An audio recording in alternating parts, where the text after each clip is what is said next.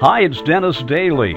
I've posted over 100 excerpts from some of my more than 250 American montage shows that I did in the 1980s and 90s while at UPI Radio. Recently, I embarked on a fresh series of shows, and here's the first half of one of my new American Montage interviews. My guest this time around is Donald Davidson, who for over 40 years has done a talk show in Indianapolis where callers try to stump him.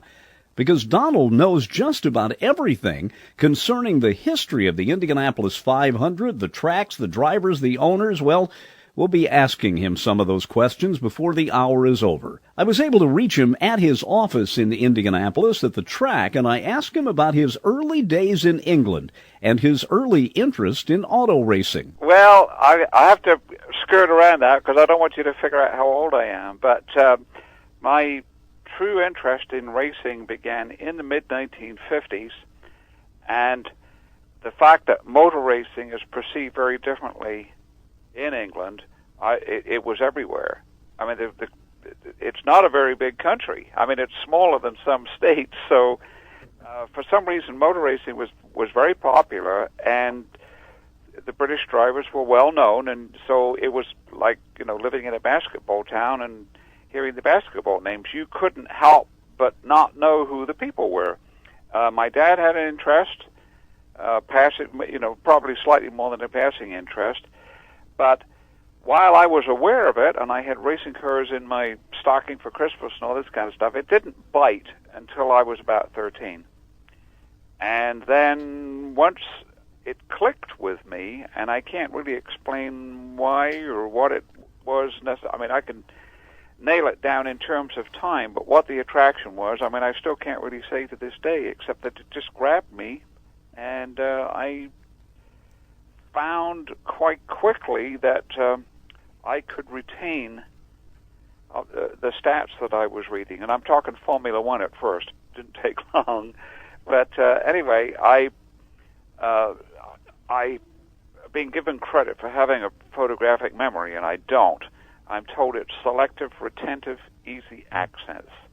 So I was not a very good student, but if something captured my imagination, I just soaked it up. So anyway, I started reading about the history of motor racing, and then I stumbled upon this thing called the Indianapolis 500, which you couldn't pronounce, and what was it? And then I saw a map of the track, and all of the Grand Prix tracks at that time were true road courses. I mean, they didn't have purpose-built road courses in those days. They were actually, county roads that would shut down for the races, with lots of turns. And the Nürburgring in Germany had 176 turns, but the Indianapolis Speedway was 4 left-hand turns. What's all this about? And then the names of the drivers were different. Well, anyway, in short order, I started to find everything I possibly could about it, and my mother got a publication for me called the Floyd Clymer Indianapolis 500 Yearbook, and it was for the 56th season, and my life changed when I got that book. And I started saving up for years, and in answer to your question about hearing the radio broadcast, it took me a while to find it. By probably, I don't know when I first discovered that there was such a thing, but probably 58, I think, because I was already heavy into it by 57, but I don't think I knew about the radio broadcast. Well, it was broadcast by the American Forces Network in Germany. So I tried with great diligence in 58 and 59 to find it, but I couldn't. And all this reception was horrible, and all these stations, because, we're not talking push buttons in those days. We're talking dials and knobs. And so with the greatest finesse, I still wasn't able to find it until 1960. So I stumbled on a qualifying show with Sid Collins and Fred Agabashian, and I heard that, and then the race. I took off the day, and I struggled all day long trying to find it, and then finally I was able to get about the last 40 minutes, because in England, being several hours ahead, it was starting to get dark, and the reception improved.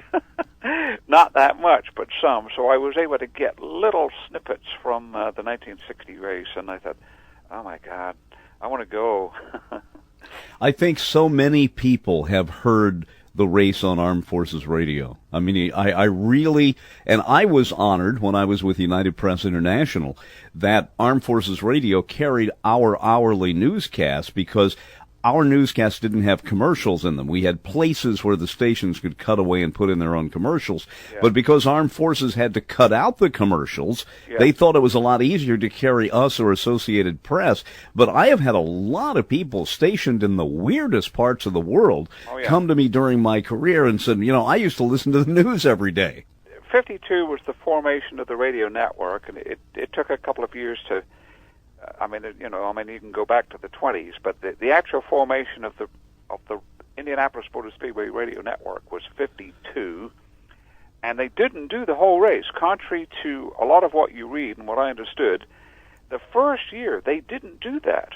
They just did what had been the old mutual radio broadcast format, which was, I believe, 30 minutes at the beginning, sort of like 15 minutes, 15 before, 15 after the start, and then they would do the finish for a half hour and get the final laps and the winner in victory lane, and then they would just do updates during the rest of the day and do other programming. Well, the word was that in 52 they did the 500 flag to flag. They did not. They did the old mutual format. And 53 was the first year that they did the thing live and in its entirety. Well, 54 was the first year that it was the American Forces Network and the Armed Forces Network, I think, which sounds like the same thing. But anyway, the thing is, it was available to the soldiers stationed overseas, and the impact was phenomenal. And the growth of the network, it just was everywhere within 2-3 years, but the impact that it had, not only in the United States but with the servicemen, and there's all of these amazing stories and letters from tearful soldiers that it was Memorial Day and somebody was playing around with the radio and they could get the 500 and they were stationed in some outpost somewhere. And they just felt like they were home. So just the impact. Radio used to be king. Yes, I know. I remember one of the great track announcers, Mike Ahern, who for years was in Turn 1, was talking about the fact that, and he almost teared up talking about it, that his sister lived in Germany. And that his niece or nephew, I forget what, could hear him do the 500, and he thought, boy, what a small world. And he said it gave him a much greater sense of doing the race, knowing that the family was listening in Europe. Absolutely. I think one of the most stunning things for me personally was, and I don't know that I could put a year on this, but it's probably about 78 or 79, and I was talking with some fellows outside the press room, and it might have been 1980, but anyway, it was the day before the race, and I was talking with these fellows, and I was aware that somebody was kind of hovering, and he came out to me when we broke up, and I said, did you want to talk to me? I saw you standing there, and he said, yes. He said, are you Donald Davidson? And I said, yes, sir. He said, I recognized your voice. And I said, well, you're clearly not from here. He was from down under. And he said, yes, I'm Australian. And I said, you come every year? He said, no, this is my first year. And I said, well, how did you know me? And he said, because I recognized your voice from the radio. And he'd been listening to it in Sydney, Australia. Wow. I mean, that really got my attention. Well, Donald, here you are, a young man living in England, and all of a sudden you take to your heart first racing itself and then this race in this obscure part of America. You end up coming to the race, and that's a phenomenal story. How did that happen? Well, it wasn't... it was a mission. It wasn't a casual visit, as I tell people. I had decided... I'd always been fascinated by America. as portrayed in films, and thought, God, what a neat place that would be to live. So it just all kind of fit together, and I started fantasizing about going. Well, I'd never traveled anywhere except, within the British Isles, and we had relatives. My mother had relatives who lived in Chicago. And when I looked on the map, I thought, God, that's only about 200 miles. That's right. Could I commute every day? No, but at least there would be some, I wouldn't just be completely on my own in a foreign country. So I started saving up the money, and I really wish that I could have come in 59, 60, I was ready to do it, but there was the reality of saving the money. So it was 1964. I almost did it in 63, but it ended up being 64. And I actually wrote to a few people before coming, and one of them was Sid Collins. Now, we should explain here for those who do not know.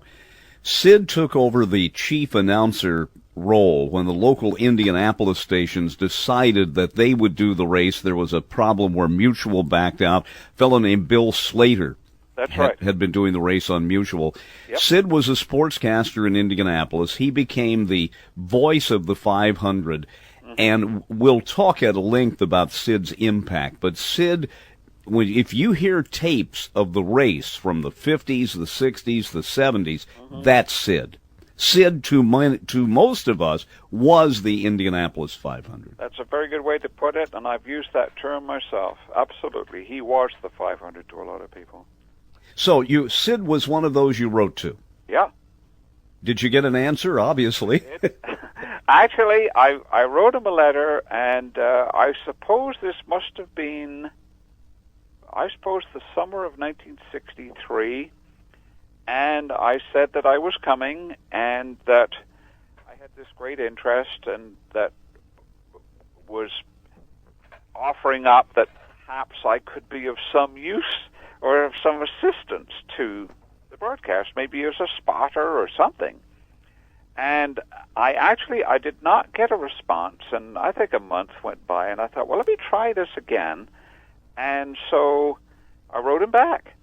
And this time I got this envelope arrived with a photograph in it, which he signed, and he apologized for not having responded earlier, but he did, that they got huge volumes of mail.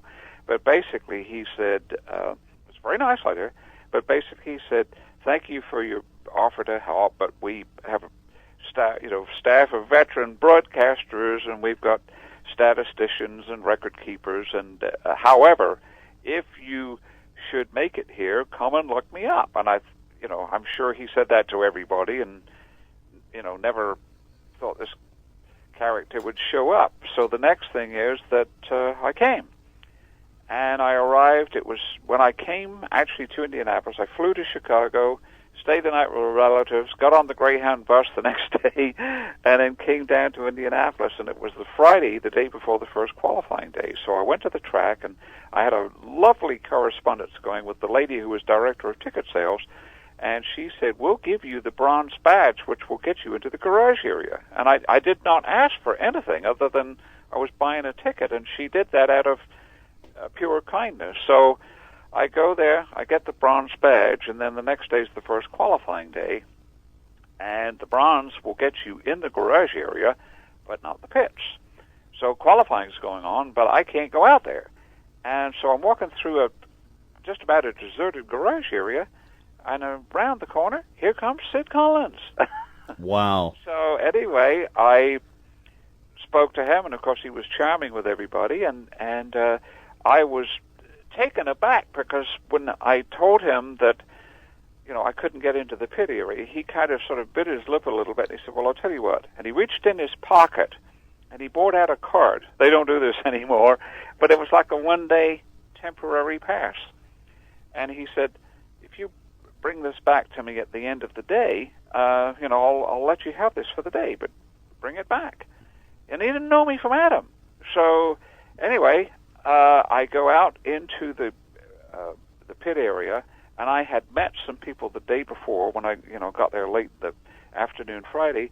So one thing led to another, and it wasn't long before they took me to the credentials office and upgraded me to a silver badge, which could get you everywhere. And so I went back up to see Sid and give him back the card at something like, 2, 3 o'clock in the afternoon. Anyway, the thing that amazed me was I said, well, how do I find you? When he said, bring it back at the end of the day, he said, oh, just come up to the broadcast booth. And I was astonished that that was so easily done. I mean, I thought there would be security and you'd have to have special passes, and I'm sorry, sir, you can't come through here. And as anyone listening that's got any, knowledge of having been at the track, for all those years at the Master Control Tower, anybody could walk up the stairs and see the broadcast booth. That seems unbelievable. I know. Because, as a young man, listening to Sid or any of these broadcasts, you put these people on such a pinnacle, just from the sheer star aspect of it, yes. You wouldn't think you could easily go up there. No. And they would have there would be, a security guy on the, at the door, but they didn't have nightsticks or anything, and the general public could go up the flights of stairs and look in the broadcast booth, and there's Sid working away, and all of his the colleagues. I was just astonished at that. Anyway, I'm making a long story out of it. No, that's fine. Sid just sort of immediately took me under his arm or under his arm, and was like a mentor to me right off the bat. And to a lot of people, Sid was the radio broadcast, and what did he do the rest of the year? Well, as you said, he was in the sports department, and he was in sales, and he emceed a lot of functions. And that month, 1964 May, Sid emceed all kinds of dinners, lunches, breakfasts, and he was a great MC. And he was so kind to introduce me at all these functions, which must have been, maybe 7 or 8 or more. And so this thing one led to another, and I just had an incredible month of May. And he said there was some possibility that I might be on the broadcast the first year. And he took me up into the broadcast booth, and he had me meet Bill Dean, who was the producer. Right, for years. Do you remember Bill? Oh, yes. And he says, okay, Bill, watch this. And Sid had this it was like a little metal box that he would keep recipes in. And it was his card system that he had with driver records. So he pulled this card out and then sort of cupped it so I couldn't see it and said, all right, Bill. And he said, all right, Donald, tell me, what can you tell me about Spider Web? Yes. And so I did Spider Web's record, and then he asked me about another fellow named Johnny Fredericks, who had been at the track several times and never qualified. And so anyway, I went out of there thinking, I'm going to be on the broadcast. Well, it didn't happen, and I'm not sure why, but he did say, we'd like to have you come on as a guest. So about halfway through the race, 2/3 of the way through the race, when the thing kind of settles down a little bit, come up to the booth. And once again, there was no security or anything special on race day. I just walked up there. And he saw me and waved me in. So I was on the broadcast in '64, and then when the race was over, I reluctantly went back to England and then immediately started to prepare to come back on a permanent basis, which I did the next year. And then Sid had me as part of the, I was not in the booth, but I was part of the broadcast, and I would come in and then just do historical retrospective, and I'm basically still doing that. Well, one summer when I was in college, Sid came to Indiana University, which is only an hour from Indianapolis, and guest taught a couple of classes. And he told us he also had what amounted to a small suitcase of newspaper clippings and things, because he said one of these times we're going to need to fill. Mm-hmm. What was the year that it took 3 days? 1973. It paid off when that happened. Oh, yeah, yes, uh-huh. He was, I think we can best describe Sid Collins as a huge presence when you met him. He was always nattily attired. Always. Just not a clothes horse, but he looked so damned efficient. Yes. Right. And then you would hear him on the air, and I have, as a child listening, I realized that even though this show had a director, he was in command. Can you explain how many announcers about there were at the track, and the system Sid used to throw the microphone, if you will, to those announcers? It was absolutely poetry in radio. Well, I think the total number of people on the air was probably, I don't know, 8 or 9, 10, because he'd have a driver expert, and that was Fred Agabasian, and he'd be in the booth with Sid, and then they had one person in each turn. That's 4. And then one in the backstretch. And then on the backstretch, yeah. Right, yep. And, of course, Sid was essentially on the home stretch at the finish line. Right. But then he would have, at least 3 in the pits, 2 or maybe 3 in the pits. Mm-hmm. One at the track hospital. Well, were they doing that then? That must have been eventually. I think that was later on. Yeah. I'm not sure about that. I mean, maybe they would dispatch a pit person to run back there, and then they decided we better have somebody permanently. That could be. But anyway, so it's probably 8 to 10 people, and he had a producer who would listen to everybody, and whenever they would call in and say, "Hey, I've got something, throw it to me," or whatever,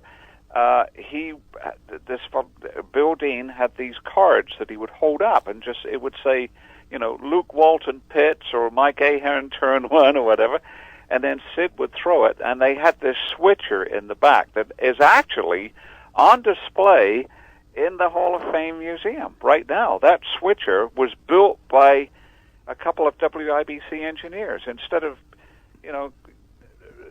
having some outfit build one for $50,000, the fellow just built it in the back by himself. Now, we should explain here, not all the microphones could be on at one time. No. That would have been a disaster. Yes. And so they had to make sure when Sid called up this guy that they punched up his microphone, not too late, not too early. Yes. That itself is an art. Yeah, I'm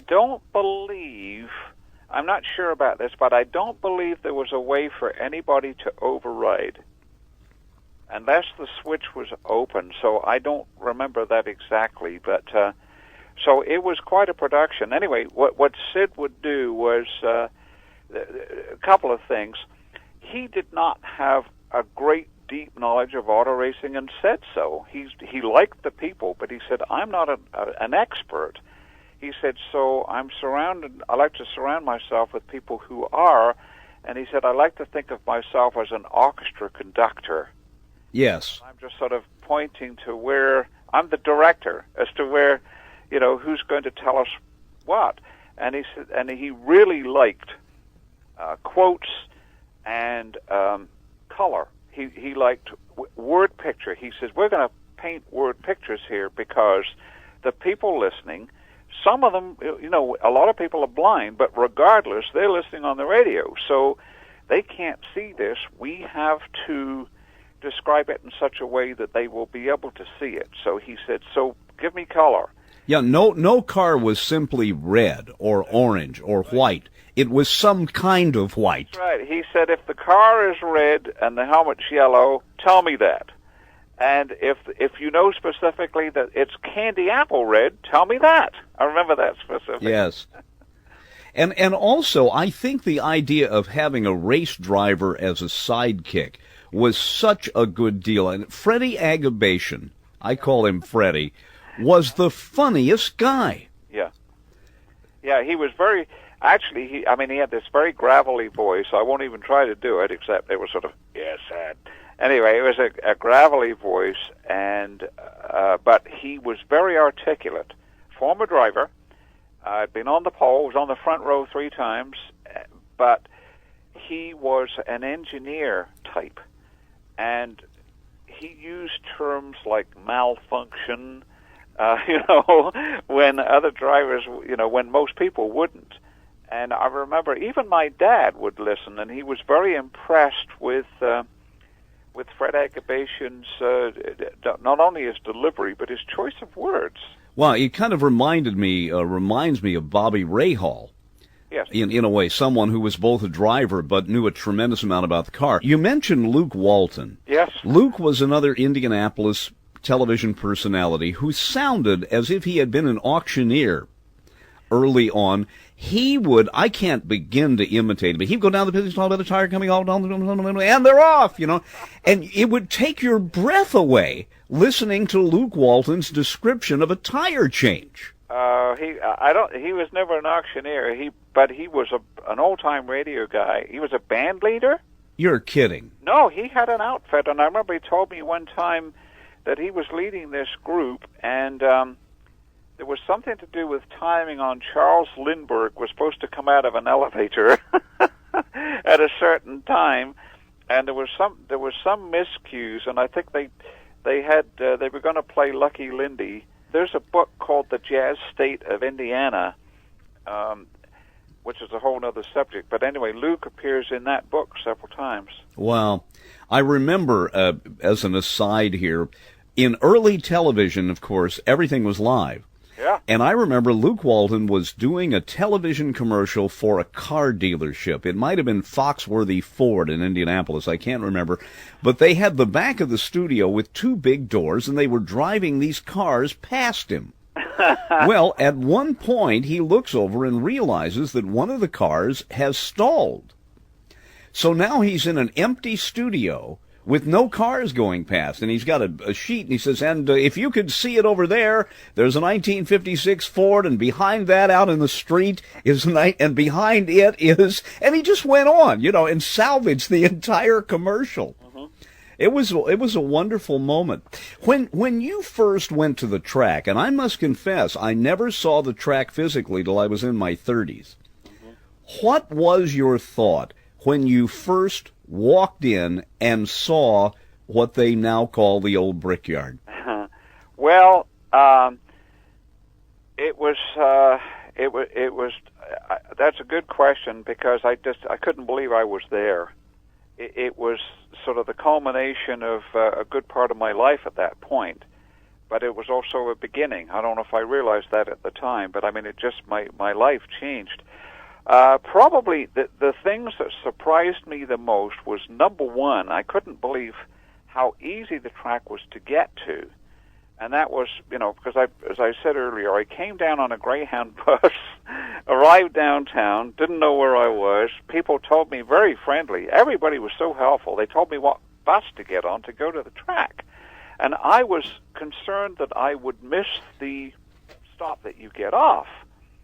Because if you go to Wembley Stadium in London, you go on the train to Wembley Station, and when you get off, you're not, you got to walk a distance to get to the stadium. And I thought, I'll miss the stop and have to get on another bus to go back. And so actually, other people on the bus were talking to me, and I wanted to make absolutely sure that I didn't miss the thing. So I come out 16th Street, and you go underneath the underpass for the railway, and when you come out the other side of the underpass, my golly, the grandstands were right next to the road. And the bus goes down to the corner of 16th and Georgetown to where the main entrance used to be with the offices, and I couldn't believe that there it is. So you get off the bus, and I walked 20 steps or whatever it was, and I'm in the front door. That was the one surprise, was the fact that it was so close to the roads. Right. When you drive, well, for example, if you went north on Georgetown, oh yeah, you're looking under the bleachers almost. Practically, yes. I mean, they're so tall and imposing. Yeah, they're practically hanging out over you. They're not, but that's the illusion. But anyway, I mean, I thought that you would get off and that the track would be in the middle of like a large park, and that you would have to trudge for quite some distance to get there. So that was surprise number one. And then the other one, and this is going to sound like, PR talking, but it's true, I was amazed at how friendly and accessible the drivers were, and the crew, all of the mechanics, and the car owners. And the thing was that I was used to in England. It's rather different to the England now, but there was very much class distinction. And I would call everybody sir, you know, and I was amazed that you would have millionaires rubbing shoulders with very much non-millionaires, and you couldn't pick one out, and that they would be dressed very casually, and I would call them Mr. So-and-so, and they would call me by my first name. The second half of this interview is also posted here on YouTube. I'm Dennis Daly.